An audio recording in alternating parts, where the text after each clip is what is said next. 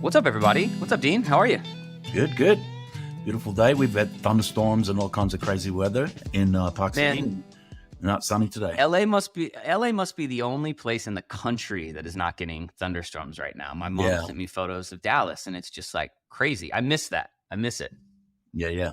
You know? We're loving it. Like, just Southern Cal is awesome, right? Because the weather doesn't change a whole lot. It's just warm or not warm. But man, it's 4 seasons here, so we're having fun. Mm-hmm. Yeah. So, all right, LIV Golf has a competitor. We've talked about that a lot. We both love golf. So if you're listening, we will find every excuse we can to talk about golf, the business of golf. And it actually just so happens it's a really cool time in the sport right now with a lot of, absolutely. And if you've ever doubted the power of competition, you are literally seeing before your eyes over the last 6 months and what's going to roll out over the next 6 months, the power of competition. For 50 years, the PGA Tour has been unchanged, essentially. Yes. And what's interesting the same rotation, the same tournaments. Yeah. And this doesn't happen in professional sports. I mean, I can't remember the last time this happened in decades and decades in a true professional sports league. And I think a lot of times people who aren't into golf don't realize how big it actually is, right? So if you're not really into golf, it's not front and center the way football or basketball is, but really I mean, the PGA Tour fan base is massive. It's huge. And so for this big of a disruption to happen in such a big sport is a really big deal.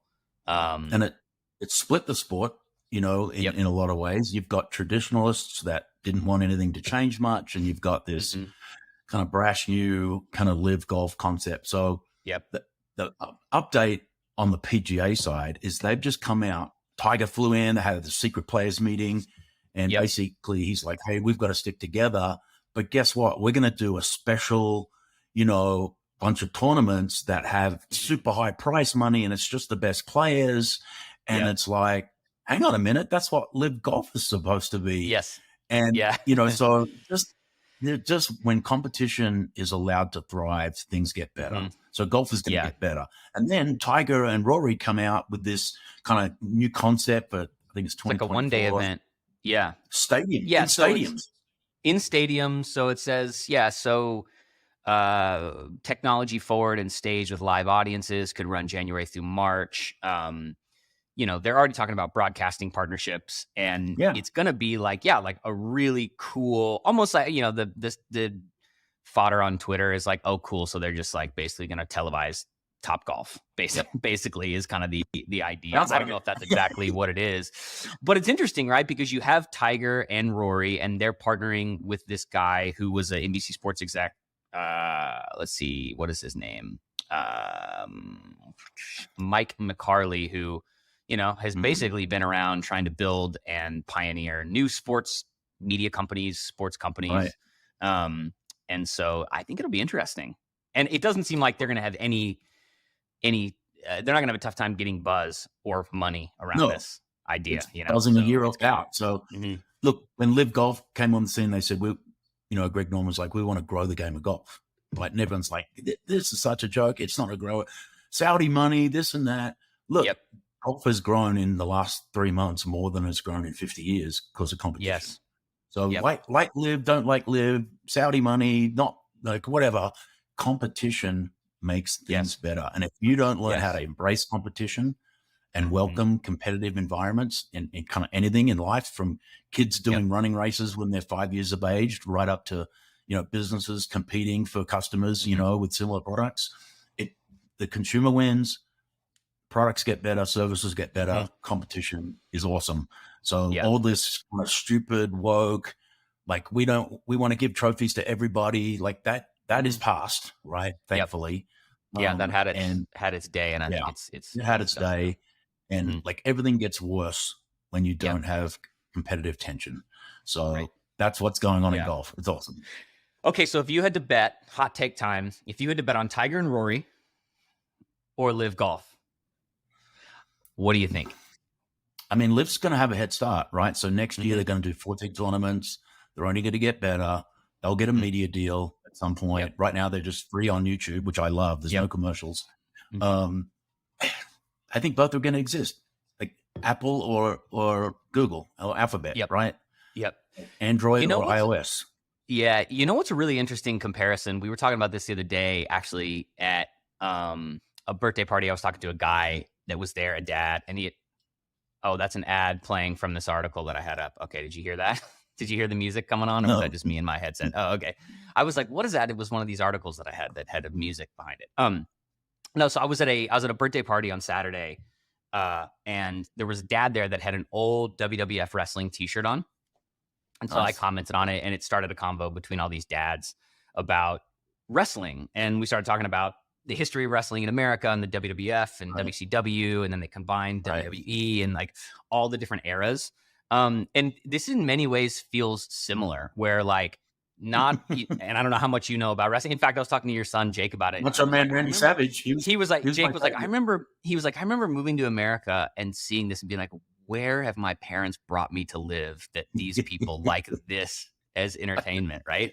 But it was like, it's had so many eras of the same sport, same entertainment, evolving, 2 different directions, 2 different brands that both had different kind of tones and ethos. And, you know, for the longest time, it was very divided. I think now they've since merged and are bigger than ever. But I'm interested in like, not what will be more successful, but like, what demographics will catch on? What demographics will it catch on with? You know, like there's this whole world online of these like golf YouTube channels that are like young kids, millions and millions of subscribers, and they already really do like they're slowly leaving this whole like PGA world into this live world. So I'm interested to see what happens.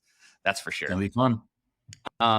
Okay, so up next we've got so there's been, you know, the media industry in general, and when I say media, I don't necessarily mean like big mainstream media that we think about, like the big television networks and the big newspapers. We're thinking more niche, mid-level, independent media brands, right? Media. You know, new media. So over the last probably 10 or 12 years, those companies that there's been a lot of ups and downs. There was the BuzzFeeds, the TechCrunches, remember Mashable was the other big one. These new media brands that raised hundreds of millions of dollars and couldn't ever find a way to even come close to being profitable.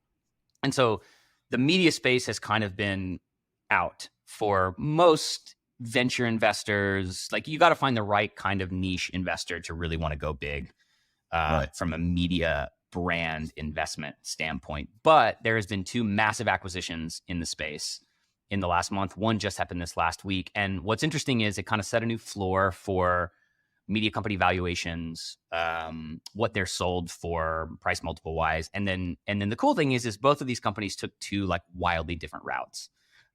One of them was called Industry Drive, which I had actually never even heard of. Have you heard of Industry Drive? Never. You haven't? Exactly. So you never hear of this company. Events? No, not a not a publicly traded company. They do is acquired by Informa, a publicly traded events. Yes. Yeah. So they got bought by 525 million. They were bootstrapped 100%. So I think they maybe raised a couple hundred, 250, 300 grand ish at the beginning. Him and the team has been grinding for 10 years, building this business. And essentially what they did was their brand was never front and center. What they did was they built industry B2B specific media properties. So newsletters for franchise owners, newsletters for you name the niche business, they would build out these media properties to build, right?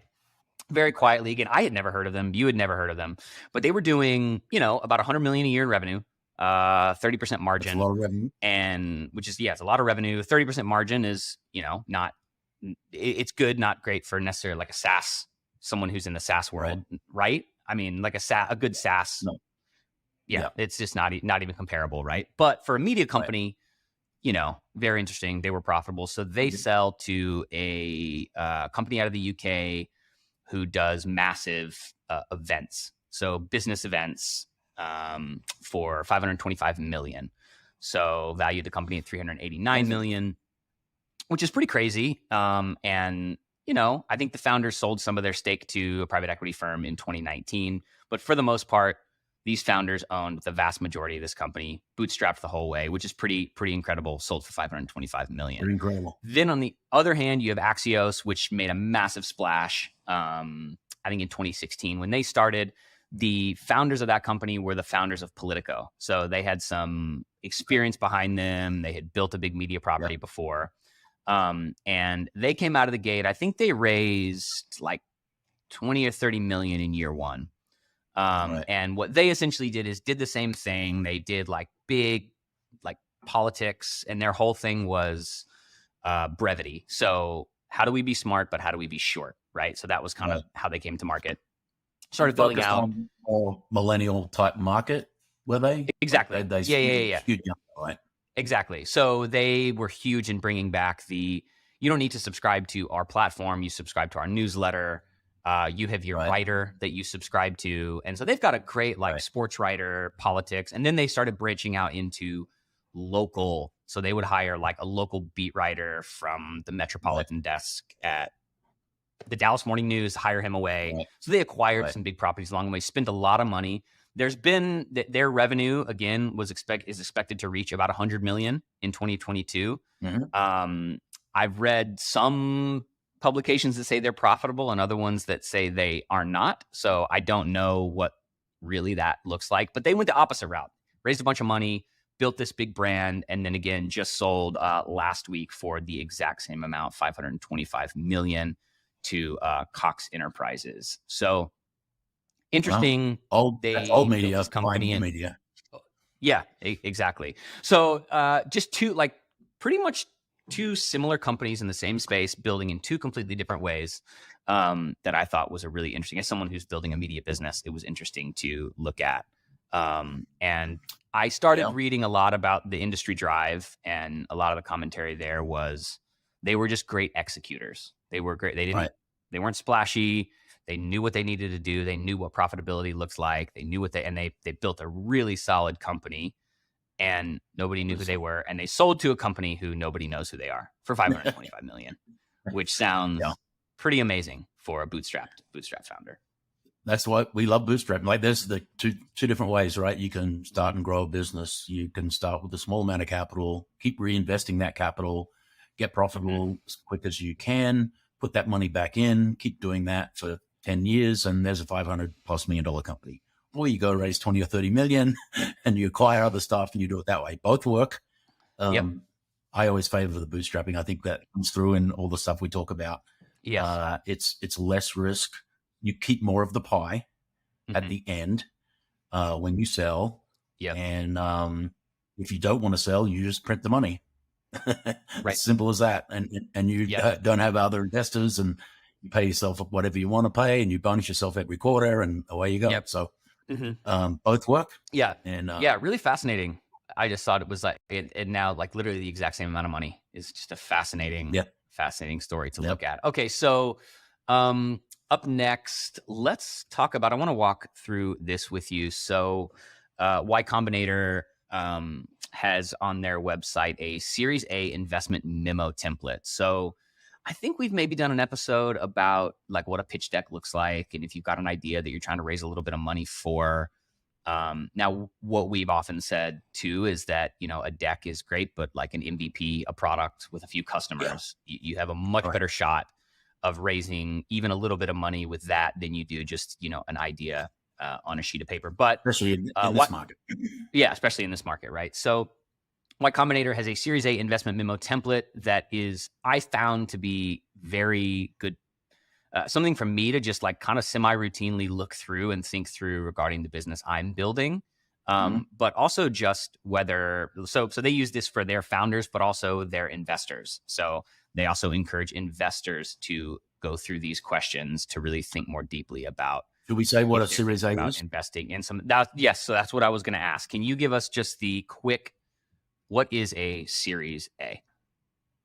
A Series A is typically an investment from either an institutional type, venture fund.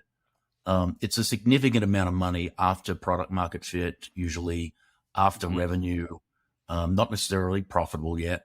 And so you've taken your seed capital, which could be friends and family, You may have done 2 or 3 rounds. You might have got an angel investor, right? And so you're typically talking kind of, well, back in the day, it was like under 500K. Like, the Series A's have grown kind of over the years, but, in my head, under $1 million, if you're raising like 150K and 200K to try and get this thing bootstrapped and, show that you have a real business potential here, a Series A is like traditional money coming in at call it $1 million plus, right? Yep. Can we pause there? I want to ask something that you just said. So you said raise a couple $100,000 to be bootstrapped. So I think oftentimes when we hear the term bootstrap, what we think is either the founders have used their own money, like there's no outside capital whatsoever. When we say bootstrap, that kind of is what we mean. But also what we mean is, like you said, friends and family, an angel who comes along and says, look, I'm going to help you crawl, walk, and then run. So we're going to just do this together. That's also bootstrapped, where we're going to just spend the least amount of money as possible to get this thing to a place of profitability, right? So if you're listening, when you think bootstrap, there's different ways to do it. Obviously, we always say if you have to take no money, no investment, that's the best way. If you've got the money yourself, to get to a place. Exactly. Yeah, if you hustle this thing, at some point you're going to need capital. Yep. To work full time. The side hustle only is the side hustle for so long. You can only do so unless much you can get it to profitability with just you, right? You can do that. The thing about raising capital, the only reason you do it is to move faster. Like that's the reason you're going to get outside capital, whether it be in seed form, angel form, or traditional Series A, B, C, D. You're just trying to get moving faster. If there's a new idea, you're in the market, there's competitors, you're trying to beat them, right? It's just fuel to the fire. That's what this capital does. And then we've done a whole other episodes on how you make sure you don't burn too much of that fuel and keep dry powder for, rainy days and so on. But, definitely if you've got a product or service that you think that you can prove is going to work, like there is so many big successful businesses that started from mom and dad chipping in 100K and, Uncle Joe putting in 50K. And that's how you really got moving. So, but Series A, this is like Series A money. Is real. An institution is a whole different ballgame at this point. And you've proven product market fit. You've proven how you can get to profitability. You've proven that with this injection of capital, you'll be able to hire 3 or 4 more people, redo the website, up your technology stack, back end, like all of this stuff that you're going to get now. It's not money for the founders to take and spend and buy a house with. That comes later. Right? This isn't the moment where your salary doubles and this is like nothing about the founder's world changes except that he or she is finally able to stop doing everything themselves and kind of just start bringing on team, bringing help. Exactly. A, B, and C are probably like those rounds are all about reinvesting in the business because these investors are giving you this money to grow the business. That's all they're giving it to you for. So you got to go grow the business. Right. So let's walk through some of these. The beginning is pretty standard. We've talked about a lot of this, the intro, where they say a paragraph for each. And I think, if you're someone who's trying to build a company, maybe you've got a side hustle, and Dean, you tell me if you think differently, but walking through this and almost like walking through this as an experiment, exercise. Right? Like this thing that you want to do, pretend that you're 2 years down the road and force yourself to think about some of this stuff. And if you get to some of these questions and don't know, like it's funny, if you want to start a business in a certain area, you should know everything about that area. You should know the competitors, you should know the landscape, and this will force you to do that if you haven't already, right? So, okay, intro, we can go through this part quickly. What do you do? What problem are you targeting? We've talked about this a lot. How does the world work now in relation to this problem? How do you solve the problem? How does solving the problem change behavior and make you money? And what is the scale of the opportunity? Anything you want to say about those? I know we've talked a lot about these first few. But this is the basic of the basic. And this is the basic stuff. And I agree. You take these 1, 2, 3, 4, 5, 6 bullets, you put them down, you write a paragraph under each, and that's the starting point to whether or not this thing is going to fly. And then you start showing it to people who you trust, who, they can give you advice. But yeah, this is the basics, and it's fantastic. Yep. So next we got traction and metrics. Discuss traction up to now. Discuss main related metrics such as churn, ACV, rake. Okay, some of the terms, I don't even know that I can tell you what rake is. I don't even know what some of these terms are. I know what churn is. Churn's the big one. I get that's a SaaS metric. Yep. But it's really the metrics. You're going to find 2 or 3 metrics that you're going to measure your business success on. We have 2. How many customers did we sign up this month, and how much volume did they process with us? That since day one, they're the only 2 numbers I really cared about. Things like churn, you obviously care about later as you build your business. That churn is like when people, drop off being a customer. And are there enough new customers coming in and less old customers leaving to make sure that you have, positive growth? But you just want a basic. Now, as the business grows, you start tracking all kinds of stuff, right? And I have whole meetings, hours a week, that go through KPI decks that are literally tracking every single thing in the business. And so probably hundreds of points that we're looking at. And that departmental managers are, focused on, and all this stuff. But in the early days, pick 2 or 3 numbers that are really important. And it's going to be something like customers and, downloads or whatever. And then, you're off to the races. Right. Yeah. I think too, something that's interesting is, while you're looking at those metrics, especially early days, find out what other people in your industry are using as those metrics. Like I've done that time and time again with what we're doing and gone, okay, do I need to care about this, or that? And then I've talked to someone who is a company similar, and they've given me advice about this. And then I've talked to somebody else, and I've gone over this so many times because I want to know, what are the different options and directions that I have to go and what really drives the ball forward. I think that's the biggest thing. This is curiosity phase just as much as it is building a business. It's learning everything you can, right? So metrics discuss revenue drivers and what does go to market look like. So different revenue streams, what really drives that revenue. And that's getting really granular, right? And then what does go to market look like? Okay, challenges to growth, what's prevented you from growing even faster? And then how will raising money solve this problem? That's a really good one, because I think we think money is going to solve the problem, and oftentimes there's some other things we can do and try first, right? Yeah, sometimes money is the problem, sometimes it isn't. And you have to prove the economics prior to putting more fuel in the rocket to work out whether that's actually what you need, or you need to build a better rocket, maybe. So yeah, all of those things. One thing you touched on that I think is interesting, you said that you'd like to go and talk to other people that may not be direct competitors, but you're trying to glean and stuff. I think that as Christians, and we've talked about this before, but sometimes the world does collaboration and knowledge sharing better than the church. It's and this has changed since when I used to plant churches, but church planting networks now are very cross-relational, and they'll share resources and they'll talk about what's working and what's not. Back in the day, though, you went and planted your church, and your competitor, your enemy was the other church planter down the road. And it's no, my enemy's the devil, and I'm trying to save souls, and I'm trying to preach the gospel. It's not other people doing the same thing as me, which is exactly good.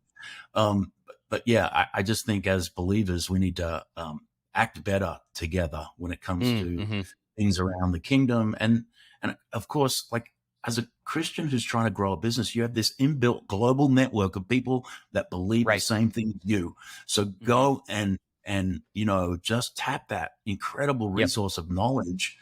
You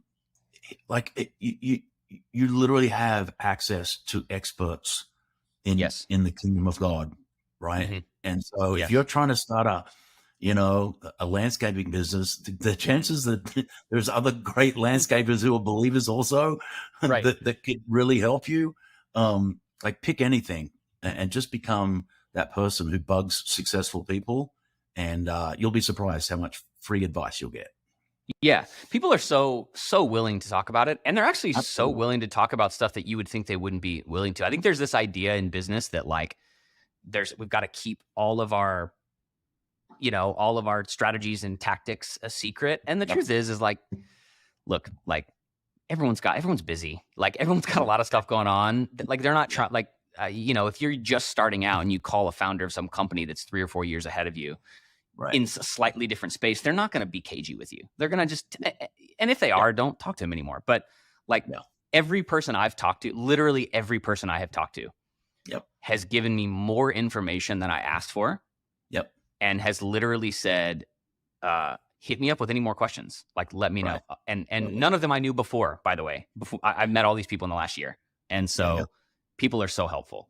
I get hit up probably once a week to talk to like a young entrepreneur. And I say, man, I got half an hour. Come with your questions. You know. And meeting.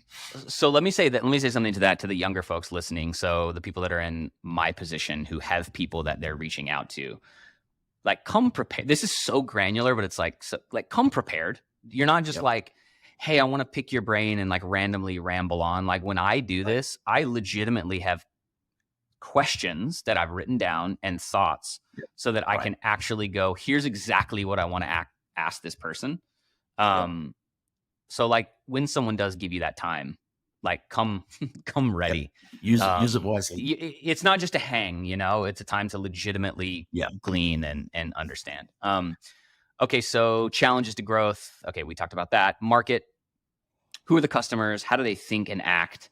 And then how big is the opportunity they represent? We've talked about this a ton, but that's if you're not thinking about all of that stuff, right? If you're not thinking about your customers, you're not really thinking about the business, right? It's good if you're a customer of something that you're trying to build. Like the problem because you're the customer. It's rare for someone to go and solve a problem that they themselves are not facing.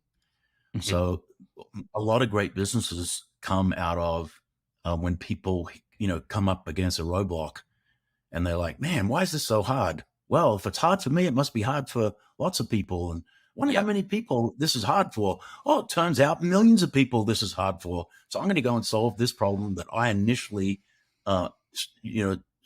ran into myself. And that's going to be the start of my business. That's the best business to start right there. Yep. Yeah, exactly. How big is the opportunity they represent? All of that. We've talked a lot about that.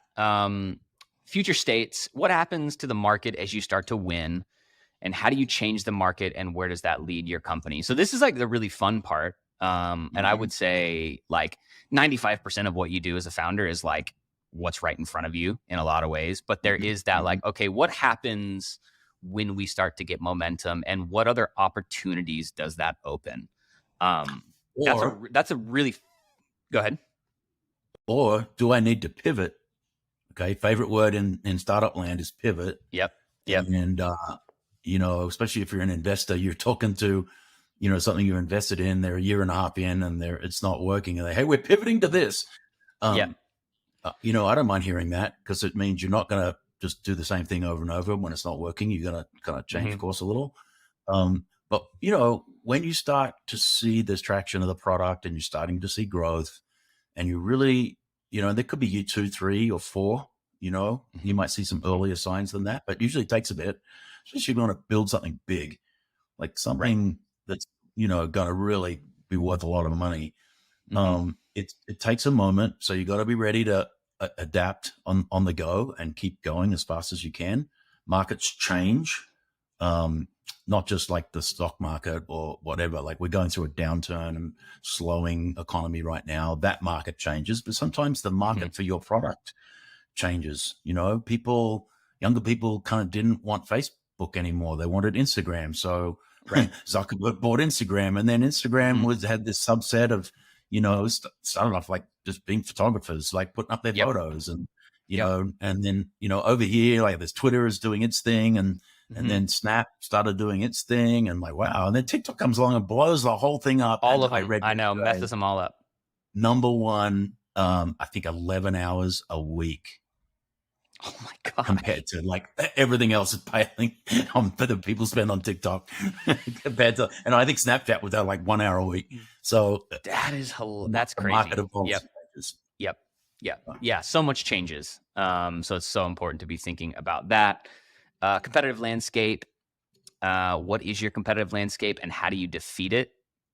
I think that's, you tell me, I think different stages of your business, you're thinking about this in different ways. So for me, it's like research, understanding it. What are the unique perspectives I think I bring that the others don't? And then I think once you start to gain some traction, that's when you really start to go, okay, how do I defeat this competitor, sure. right? So in the beginning, you're just kind of like getting the lay of the land. You're trying to understand, you're trying to figure it out, figuring out your unique perspective. And then at some point it's like, okay, now is the time to go after them. Right. Yeah. Yeah. And look, maybe it's features, maybe it's price, maybe, there's a few things where you can start to differentiate yourself a little bit from your competitors. You got to be careful on price because it can be a race to the bottom. And many a company has been beaten by a larger competitor because they can just wait them out on price. Yes. Right. So you don't go to price first. You go to innovation first. That you build something that's better, and so this better thing can charge what it can charge to be profitable, and you can even be more expensive than the competitor. Not always, but sometimes because it actually just works better. And so like from software to lawn service, it's the same principle. I can cut the lawn faster because I do this, and this, and I make sure the edges are tight. Like I do like different things to make sure that I can do that. And maybe someone pays me a 20% premium for that, right? In certain markets. So those are the levers that you have to look at to see what sets you apart from your competition. And then just like push on that. Like once you find what makes you different and better, just go down that road and double, triple down on those things. Is that something that you guys over the years have actively done with Tithely, where you've looked at competitors and gone, okay, like, is that different for different competitors? Okay. Company A, we know that if we can have better, we may not be able to beat them in XYZ just yet, but what we can do is have better customer service. This company, what we can do, you know what I mean? So do you guys even look at it across those different metrics as well? 100%. And you struck on one of them. Actually talking to a person was not common in church tech. In software in general, you just at scale, you just can't talk to everyone. So we try to talk to every single customer that comes in the door. And sometimes we don't get a hold of them. They don't want to be getting a hold of, and they just get started by themselves. But we want them to have a face-to-face experience and then ongoing support. We spend a lot of time, effort, energy, money on that. And that does give us a competitive advantage over some of our competitors. And the other thing is just having great products that do what they say they do in such a way that is delightful to the customer. Really helps. And then we went for a segment of the market that price was important. We went for small medium customers, and they are very price sensitive. Enterprise, not so much. Enterprise, anything, church, business, they're going to pay, they're going to probably get a couple of quotes from, and but they're not going to nickel and dime you. Whereas smaller, if your customer is at the smaller end of the market, makes a big difference. Totally. Okay. Team, who are you and what makes you special? This is interesting because I think, especially in the earliest of days, the investors investing in the founder and the team just as much as they're investing in anything else. Even in the latest stage. I think that is a massive. Okay. This is probably other than the maybe talk about that just itself. Yep.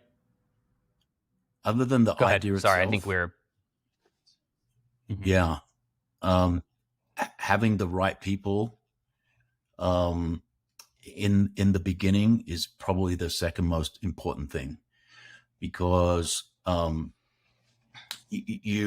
this is where businesses either really prosper in years 2, 3, 4, and 5 because the team is complementary. The skills are complementary. The passion is the same across the board.